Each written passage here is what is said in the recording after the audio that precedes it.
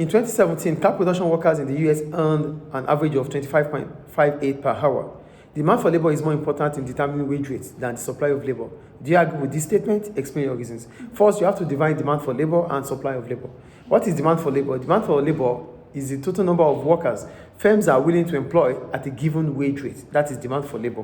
While supply of labor is the total number of workers making themselves available for a job at a given wage rate. Yeah. Do you understand the two? Yeah. Now, wage determination. So I'm going to support and oppose. Mm-hmm. So in support of demand for labor as a determinant for wages is one. Demand for labor is derived demand.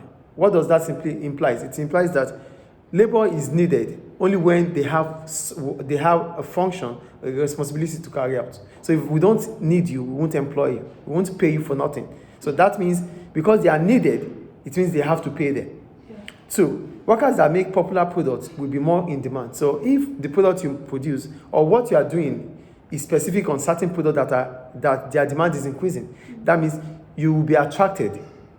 Workers will need you, or employers will need you.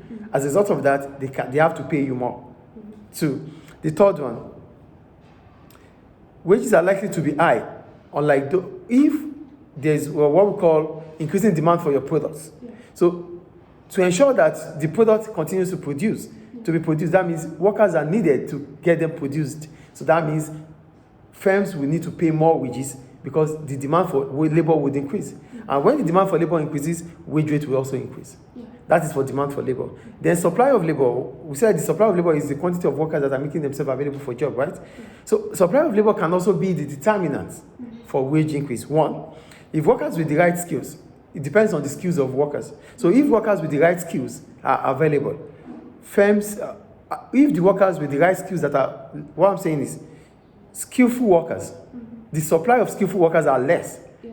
It's always less, As a result, the wage rate will increase as a result of that. One. Two, employers might also try to attract workers that have specific skills. And to attract them, you have to pay them more to attract them. So that might also be a determinant for an increase in wage rate. Is it clear? So that's what I wrote about. And the last one I wrote, unskilled workers. For unskilled workers, their wage rate is always less.